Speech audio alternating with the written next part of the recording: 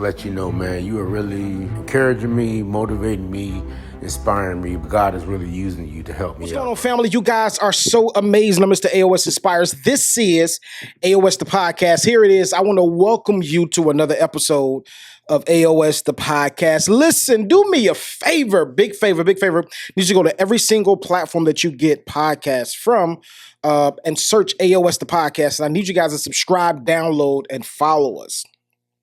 Stay connected with us because almost every single day, we post something that will encourage your heart because you already know everything that we post, it aligns itself under our mission. Our mission is to empower the world to never give up, one conversation at a time, one interview at a time, one video at a time, to help you get to the next level. So every piece of content that we produce, whether it's a meme, whether it's a video, whether it's an interview, it's intended to empower you to never give up. So on today, we're not stopping short of that. I want to talk about something on today. It may not be that long, but I got a little story I want to share with you all on today. I want to say thank you to each and every one of you that's listening to our podcast on a regular basis. I want to say thank you to each and every one of you that just tuned in for the first time. This is your first episode listening. Thank you. If you're in an Uber or a Lyft, you're in a whatever taxi cab, and you're listening, I want to say thank you for taking the time to listen to an AOS Inspires, AOS the podcast, and just listen to our thoughts, listen to what we're producing. That I truly believe that is shifting a generational mind. I believe that it's helping people out. People are telling us, listen, thank you for posting your content because your content is really helping us. Go to the introduction of our podcast, all the introductions.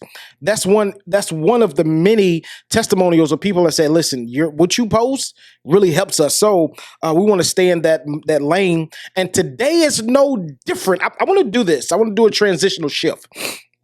We're still talking about relationships. However, I want to talk about parent to child relationship, right? And I'm not just talking about one gender in particular. I want to talk about parent to child because I see this time and time again, and I'm gonna digress so we can go ahead and make it happen. I hear this time and time again. I don't know where I went wrong, right? So we hear that, and it makes me think, what did you teach them while they were growing up? Now, before y'all start throwing tomatoes at me, I get it. Me and somebody had this conversation, and there are some children, right, that were raised correctly, that were raised in a great environment, thriving environment, and they just decided to make the wrong decisions in life and chose to go a totally different route than how they were raised. I get it. That's case by case. Sometimes it happens like that. Sometimes it doesn't. However, this is what I want to really encourage every single parent that's going to listen to this, every single parent to be. This is what I want to really just drop this jewel in your nugget, drop this nugget in your lap, this jewel in your lap to help you out, because I really want us to reverse engineer this thing. And, I've always heard the phraseology, don't change a wheel, just keep on going with the wheel that was already invented. Why try to redo something? For what, right? Now, but however, I do believe in the temperature that we live in today. I believe that some of the old parenting tactics are not, I'm not going to say relevant. I'm not going to say that. What I will say is some of the practices of old don't work today. And a lot of the old school parents will say, no, it do work. I don't believe it. I know this for a fact. The reason I say that is because back in my generation, we didn't have many children, or the statistics wasn't as high, killing themselves because of being bullied, right? Like back in my day, we took the licking, kept on going. We fought, whoever won, whoever lost. It is what it is. We kept on going, right? I want to say that, especially in my generation, I remember we used to leave our bikes outside. And we can leave our bikes outside. We don't have to worry about nobody stealing our bikes. Matter of fact, kids don't even ride bikes like that no more. They ride electric scooters and stuff like that, like high ticket items they ride. They don't ride bikes. Like you can go to a neighborhood now and you can't tell where all the kids are at. You really can't. In my generation, I'm dating myself, 80s baby, it is what it is. But back in my generation, I remember that you can go to a neighborhood, any neighborhood, pick a neighborhood, any neighborhood. You can pick the neighborhood, and wherever all the bikes was, that's where the kids was. Like, that's in my generation. So what I'm saying is, the tactics and some of the practices and some of the disciplines back then cannot be implemented today. Now, one thing I do, because everybody has different tactics, right? Some people don't believe in beatings. Some people do believe in beatings. Are they effective? Some people would say it is effective. Some people would say it's not effective. But one thing that I would strongly suggest is that the tactic of just beating the child and expecting to beat them into submission does not work. And if it does work, watch this, it creates a larger problem further down the road. Why? Because we're teaching them about being aggressive, right? And it's crazy because as people progress, and I can't wait to get to this, but as people progress and they change and their views change, right? If your views are, listen, I just want to drop this. If your views are still the same as it was 20 years ago, you have not grown. Because the truth of the matter is there's some views that I believed in 5 and 10 and 15 years ago, 20 years ago for that matter, that I'm like, nah, I look at it different now. Your perspective about certain things should change. Now, your core value of what you really, really stand for may not change. Like I stand for chivalry. I stand for opening doors for a woman. I stand for saying yes, ma'am, no, ma'am. Okay, cool. That's not going to change my perspective. Like I teach my son now, because the new generation, I don't play that. Yeah, no, I don't play that in my house. It's yes or no. Yes, ma'am, no, ma'am. Yes, sir, no, sir. My 2-year-old son, I'm like, hey, come here, son. I say something to him. Hey, Bryce. Yeah. Excuse me? Yes, sir. All day long. Like that's my standard. However, with the spanking part, like I said, you will teach your children how to be aggressive and not how to express themselves. Now, I'm trying to do better. Right? I'm not perfect. I give you guys Jews because I've learned the small nuances or even the deficiencies of my parenting, right? So I learn them. I try to correct them, I do my best to correct them. I regurgitate it to you guys so that you guys can see the roadblocks ahead. But when I was growing up, we couldn't talk back at all. Like we couldn't. Now I'm trying to do better. I'm trying to do better because I want my children to be able to express themselves and let me know how they feel. Now, if I know that what they're going to say, no, you hush your mouth. Like it's the old school coming out of me. However, I want them to be able to express themselves because I don't want them to get comfortable. And this is the truth. I don't want them to get comfortable being silenced because when they get grown, they're going to be so comfortable being silenced that when they become adult, it's cool with being silenced. Okay. Now, I don't want them because it took me, I don't think that I got out of my silence until I was like 32. Right? Like when I turned 32, I went through a traumatic divorce, and it's crazy because after that divorce, like I will voice my opinion no matter what. I would be respectful, but I will voice my opinion. Like, no, listen, this is how I feel. And I want my children to be able to operate in that manner when they become an adult or even now. I need you to express how you feel without no emotions attached. That's a big one because many people express how they feel with emotions attached. So now you say things and say words that are offensive, and now you're ready to fight, or the other person is ready to fight because of what you just said. Like you could have cleared all that stuff up had you been able to express yourself growing up, because being able to express yourself in a healthy manner, I'm going to give you another key too. Being able to express yourself in a healthy manner, it helps for your development when you become an adult, because I know how to express myself verbally, not just physically. Now, this is another thing too. One thing that we're big on in our house is reading. Now we kind of shied away a little bit over the summer months, but during the school months, we own it. Like we spend we have a time shaved out throughout the day, just at night for reading. And that's it. No games, no TVs, no nothing. It's reading. And the reason for that is because reading is, I know it sounds so elementary, but it's true. It's so fundamental. Like that's a big part of your development stage. Reading. It's big. Parents, let your children or help your children read. Give them a book. Let them read every single day. And I promise you, it helps with the development, because this is what I've discovered through statistics study. I have a new book that's about to drop and it's crazy. But through that study that I did while I was writing the book, what I've discovered is children that don't have a higher level of reading. Like, for example, if they're in the 4th grade, but they read at a 2nd grade reading level, or they're in the 12th grade and they read at a 6th grade reading level, what happens is when adversity and issues come, they don't know how to verbally express themselves because they can't find the words. Hence, while you have 2-year-olds and 1-year-olds and toddlers, like 6 months, not even 6 months, 7 months, 8 months, they know how to walk. They know how to communicate a little bit, but when you say no, they don't know how to verbalize how they really feel. So what do? They throw temper tantrums. Bam, bar. I just cleared it up for y'all. So children, and I hear this all the time, when adults begin to act, from emotion and they want to fight and all this stuff like that, people would say, oh, that's the childish side coming out of you. And it's so true. That's the child that was muzzled as a child coming out of them.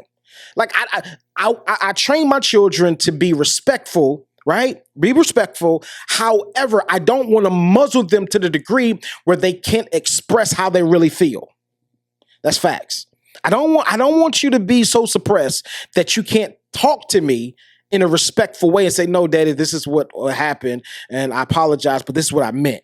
This is what I meant to do. Express yourself, right? But like I said, I'm working through the way that I was raised, because truth of the matter is, everybody, just like if you're married, right?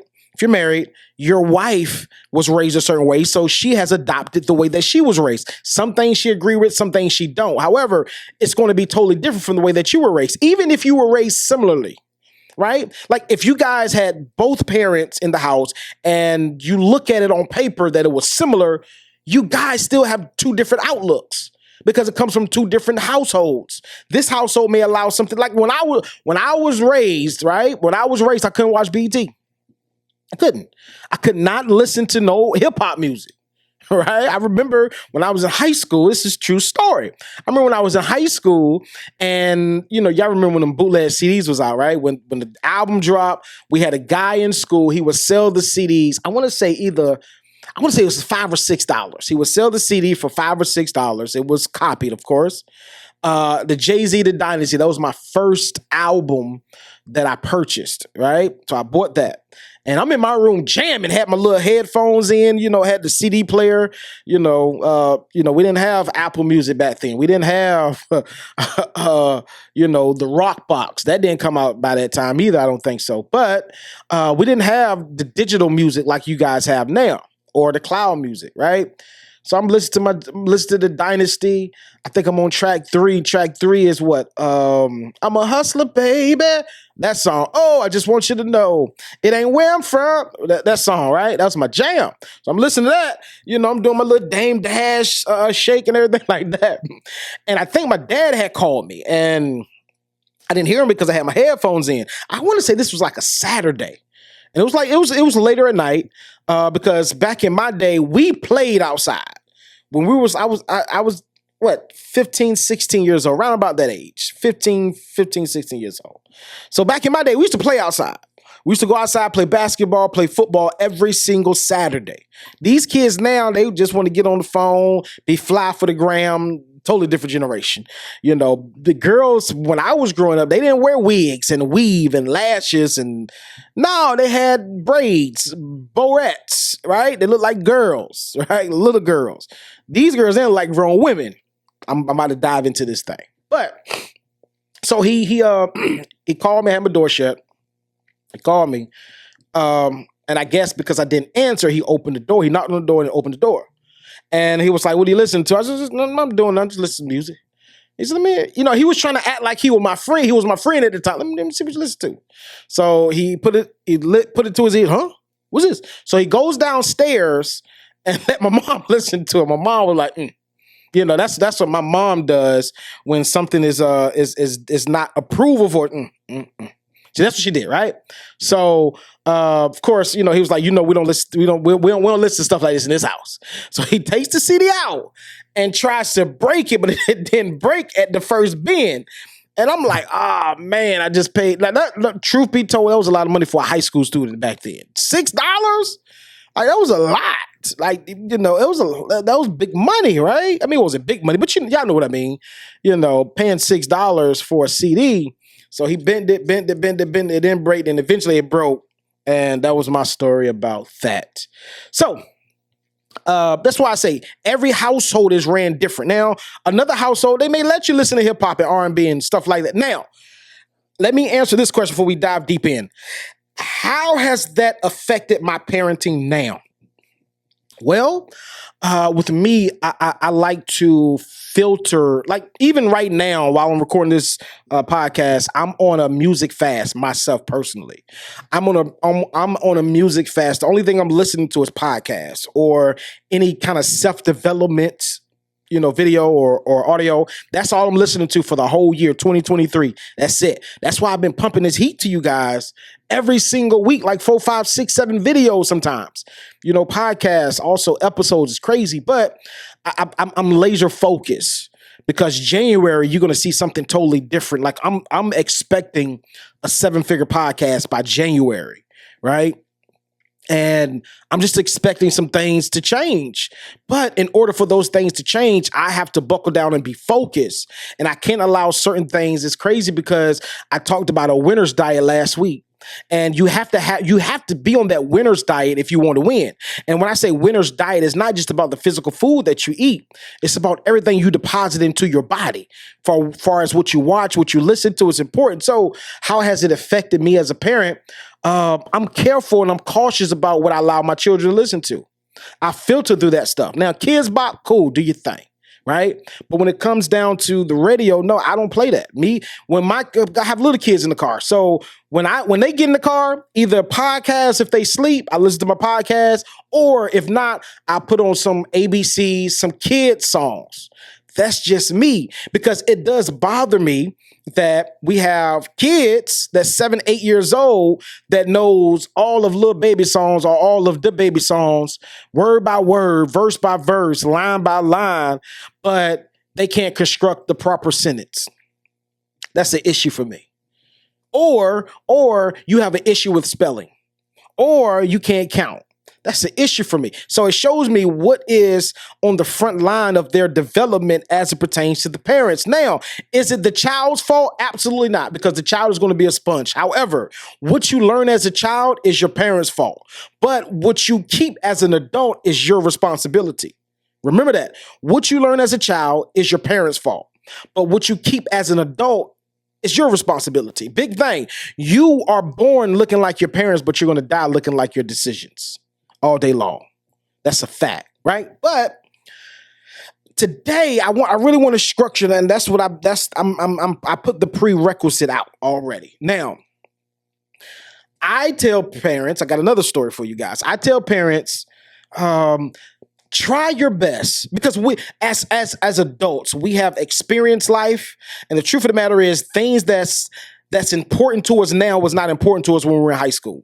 Like credit was not even on my mind in high school. But I had some kids that I went to high school with that their parents was teaching them about credit. They was teaching them about life, right?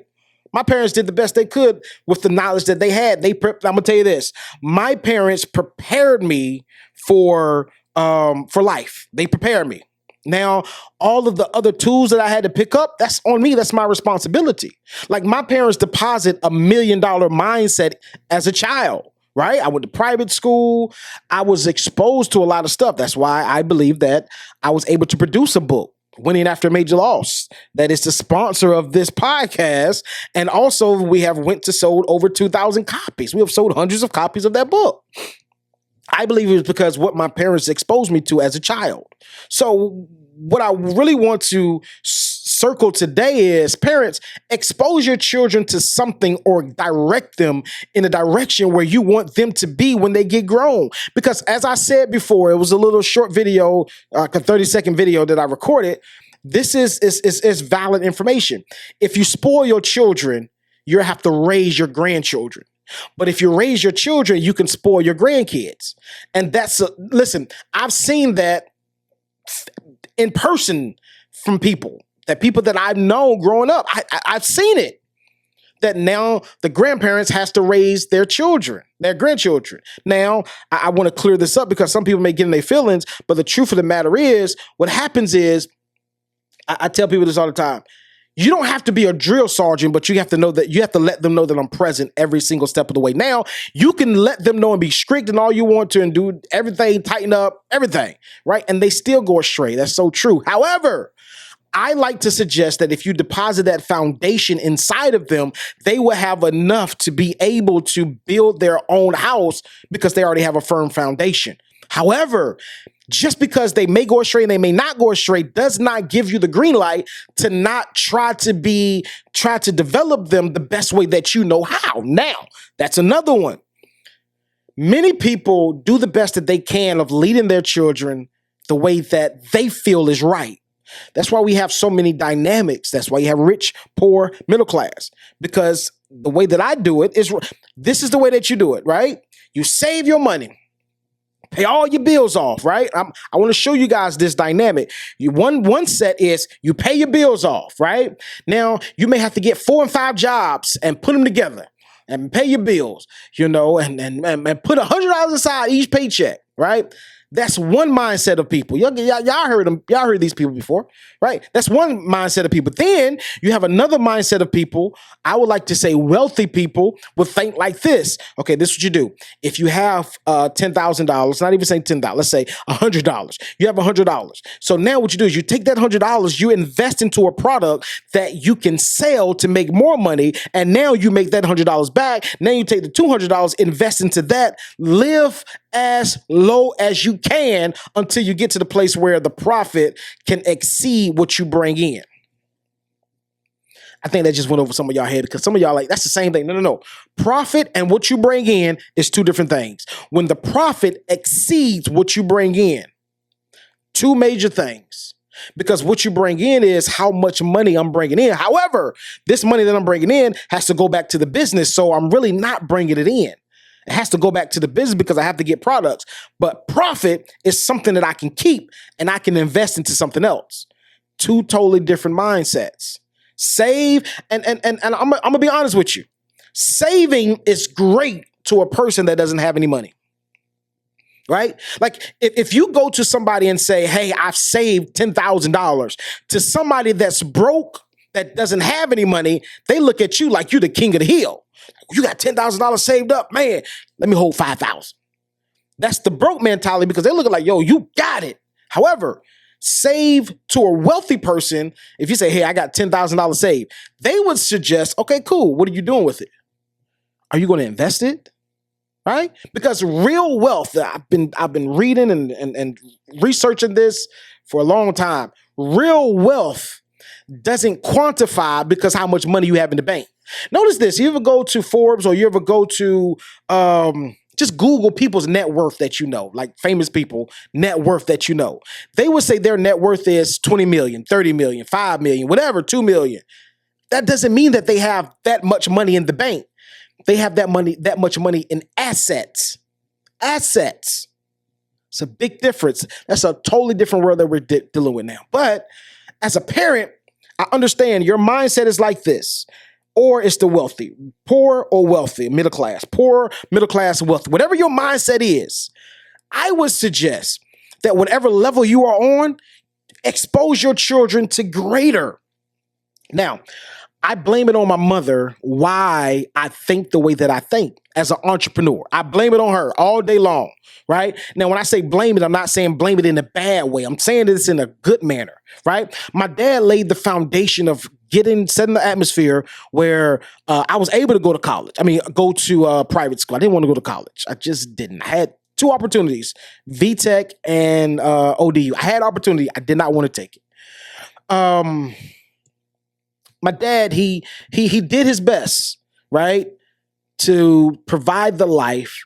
And one thing that my parents pride themselves in, we never lived in a neighborhood where we heard gunshots or where we were scared to go to sleep at night, right? Like that's one thing that they worked hard at.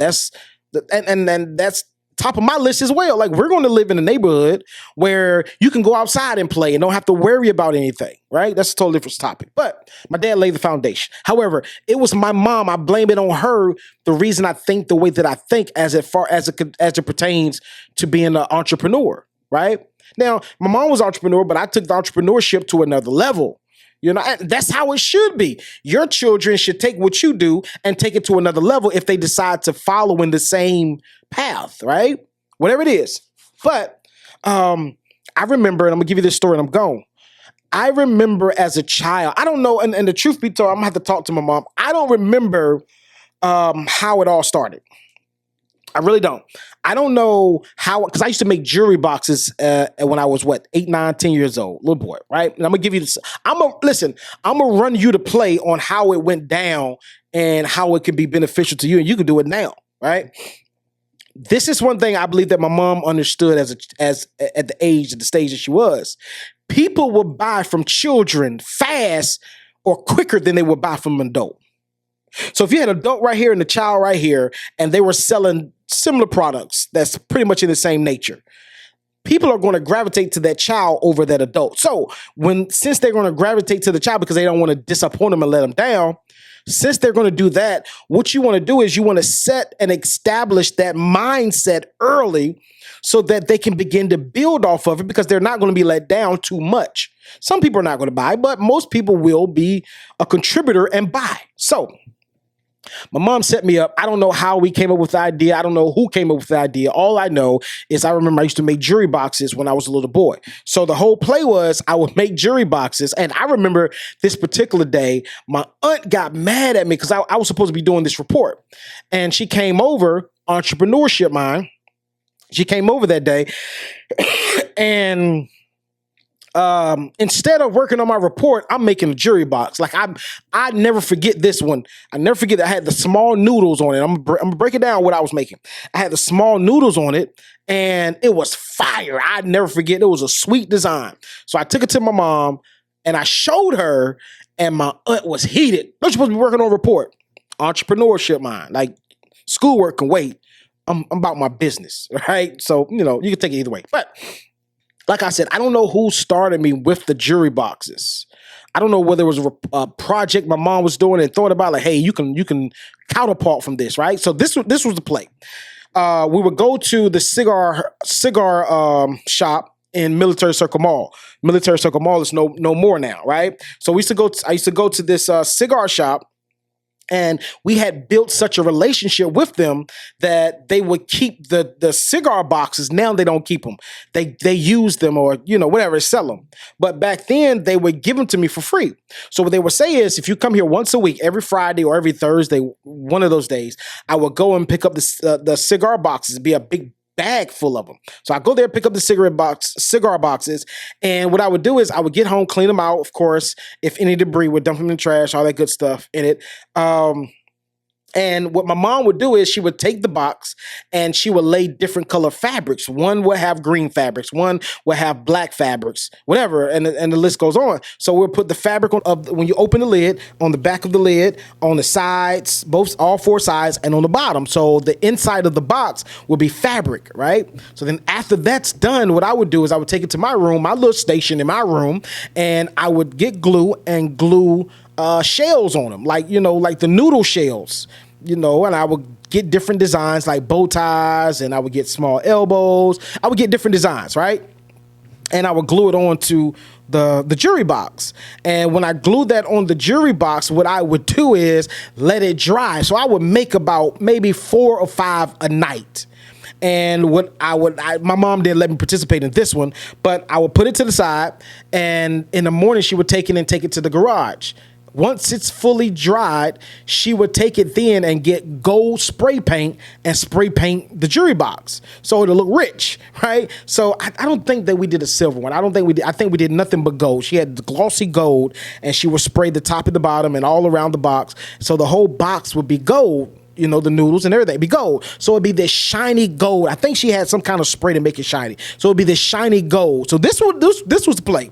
I would get my hair cut on Saturdays, and I would stay at the barbershop for about, I want to say, almost all day. I know we will leave. I leave about 5, 6 o'clock.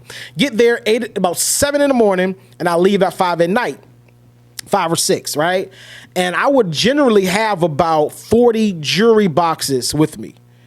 And I promise you, I sold each box for $5.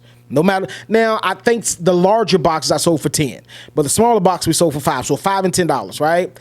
And I would come with 40 boxes. And what happens is I would leave with no jewelry boxes. At the end of the day, I would have no more jewelry boxes left. Why? Because people believed in investing into children.